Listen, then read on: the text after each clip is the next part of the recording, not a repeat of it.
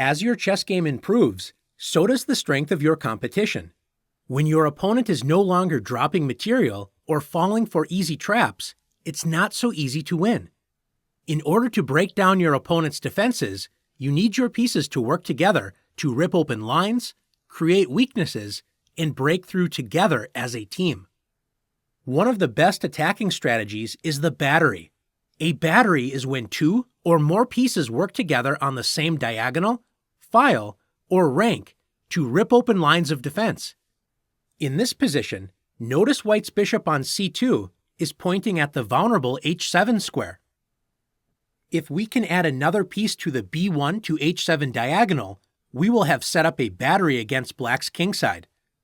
White's queen can join the attack on d3 or b1. Where should the queen move? Let's try setting up a battery behind the bishop first with queen to b1. The queen-bishop battery is now threatening to open up lines around Black's king and gain a pawn with bishop takes h7 check. After knight to f6, Black defends against the battery and improves the position of the knight. White can attack the defender with bishop to g5. But Black calmly plays h6, attacking the bishop and removing the pawn from the vulnerable h7 square. White can remove the guard with bishop takes f6 and bishop takes f6. And even though White can play bishop h7 check, Black can simply play king to h8. White has gained nothing from having the queen behind the bishop in the queen-bishop battery, and notice White's rook on a1 is now stuck in the corner because the queen is in its way. Let's take a look at this position again.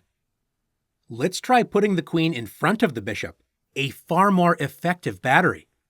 After queen to d3, White develops the queen, connects the rooks on the back rank, and most importantly, threatens checkmate on h7.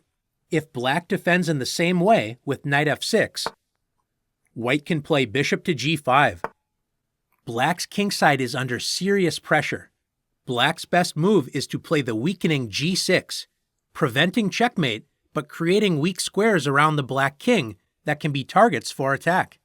If Black tries to defend in the same way when the queen was behind the bishop with h6, Black's position collapses after bishop takes f6, removing the defender.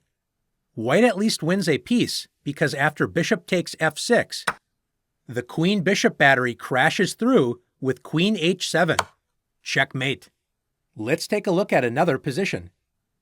In this position, White's rook on h1 is putting pressure on Black's h7 pawn. Notice that White's rook on d2 isn't really doing anything on that square. Can that rook become more active by setting up a battery on the h-file? Absolutely.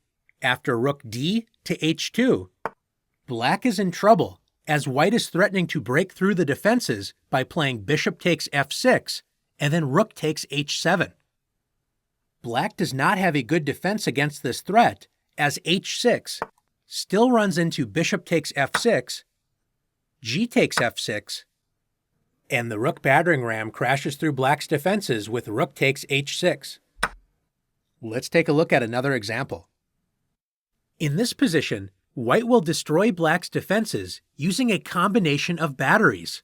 White first uses the queen-bishop battery to attack Black's important dark square defender of the king, the bishop on g7. After bishop to h6, White has the simple plan of capturing Black's bishop and then bringing the queen into the attack using the h6 square. If Black plays knight takes d4, hoping to distract White's queen from the attack, White simply ignores Black's knight and plays the powerful bishop takes g7. If Black recaptures the bishop with king takes g7, White's queen leads the attack with queen h6 check. And after king g8, White attacks the guard of the h7 square, the knight, with g5. If Black tries to break up the queen-rook battery with knight h5, White rips open Black's kingside defenses with the sacrifice rook takes h5. And after g takes h5, can you see how White can break through Black's defenses? Now that the g6 square has been opened, white pushes forward with g6. White threatens checkmate on h7, and notice that the f7 pawn is pinned by white's bishop. After h takes g6, white finishes the attack with queen takes g6 check, taking advantage of the pinned f7 pawn. After king h8, queen takes h5 check, king g7, queen g5 check, black is forced to the h-file. After king h7, rook h1 check, and bishop h3. White wins the game with rook takes h3. Checkmate. If black doesn't capture the dark squared bishop and captures another piece with knight takes b3, white's kingside attack is unstoppable after queen h6. White threatens bishop takes f6, when the queen-rook battery destroys black's defenses. Let's explore one more idea together. One of the most dangerous batteries is the queen and 2-rook battery. There are several ways to arrange this battery. Which setup is best? It depends on the position, but in general, the queen is not a great piece to lead the battery if a sacrifice is necessary. In this position, notice that white would have to sacrifice the queen in order to open up the g-file, which is too much material to offer if there isn't a clear winning line of attack. Often the best arrangement is a rook, queen, and rook battery. The first rook can be used as a battering ram to blast open defensive lines, which then opens up the great attacking powers of the queen. In this position, white can play rook takes g7. The rook is untouchable, as knight takes g7 would allow mate in 1 with queen takes g7. Notice that white is also threatening rook g8, which would also lead to checkmate. Black's best chance is to try knight f6, protecting the g8 square and connecting black's back rank pieces. Unfortunately for black, the battering ram strikes again with rook takes h7 check. And no matter if black captures with the king or the knight, let's use the knight with knight takes h7, white ends the game immediately with queen g7 checkmate. The third queen and 2-rook battery possibility is having the 2 rooks in front with the queen supporting from behind. In this position, world champion Alexander Alekhine, also known as Alekhine, set up what is now known as Alekhine's gun. 2 rooks leading the attack with the queen supporting the battery from behind. White has a lot of pressure on the c-file against black's pinned knight on c6. White plays the strange-looking rook to c3. Why would white play this move? We'll soon see. After queen to d7, Alekhine's opponent, Grandmaster Aaron Nimzowitsch, may have felt confident that he had enough defensive resources to keep his position safe.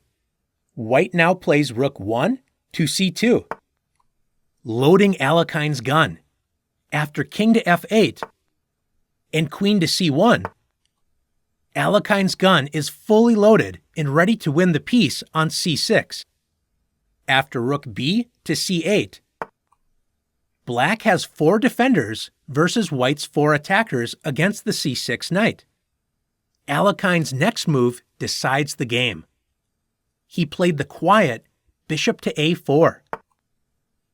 Since the c6 knight is pinned, Alekhine is ready to win the knight with b5. There is not a good way to prevent this plan, and Nimzowitsch soon resigned. Now that you've learned the power of batteries, it's your turn to try blasting open lines of attack.